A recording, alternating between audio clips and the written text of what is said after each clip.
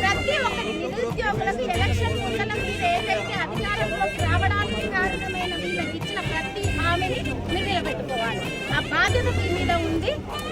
ఖచ్చితంగా వీళ్ళ తరఫున